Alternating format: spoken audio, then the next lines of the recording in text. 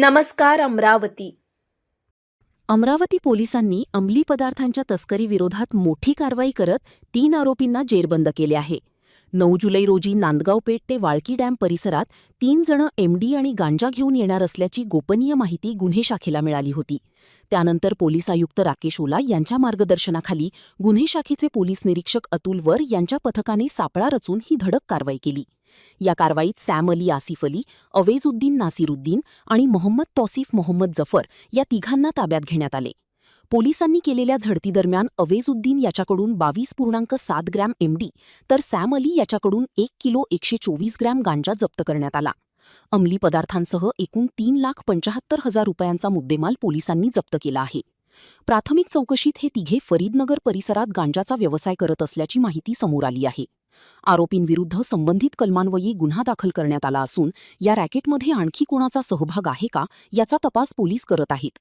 अमरावती पोलिसांच्या या कारवाईमुळे शहरातील अंमली पदार्थांच्या अवैध व्यवसायाला मोठा धक्का बसला आहे. या प्रकरणाचा पुढील तपास सुरू असून या रॅकेटमागील इतर आरोपींचाही शोध पोलीस घेत आहेत. बरोबर. गेल्या काही दिवसापासून आम्ही एक मोहीमच राबवतो आहे.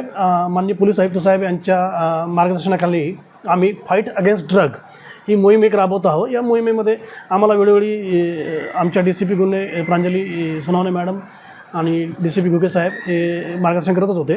नेमकं आज आम्हाला आमच्या जे गुप्त बातमीदार आहे यांच्याकडनं माहिती मिळाली की अवेजुद्दीन नावाचा एक इसम सोबत त्याच्या एक सॅम अली आसिफ अली आणि एक तौसिफ मोहम्मद जाफर हे तिघंजणं जे फरीदनगर परिसरात गांजा आणि MDचा व्यवसाय करतात.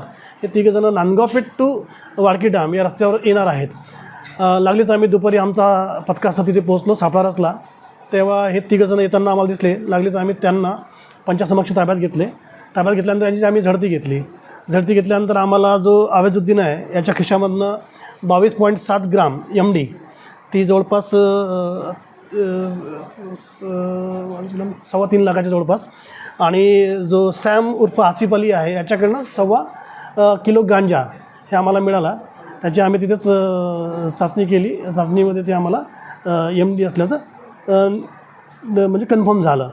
एकंदरीत या दोन्ही आरोपींकडनं आम्ही 3,75,000 रुपयाचा माल जप्त केला. तो पुढील कारवाईकरता पोलीस स्टेशन नांदगाव पेठ आम्ही आता गुन्हा दाखल करीत आहोत.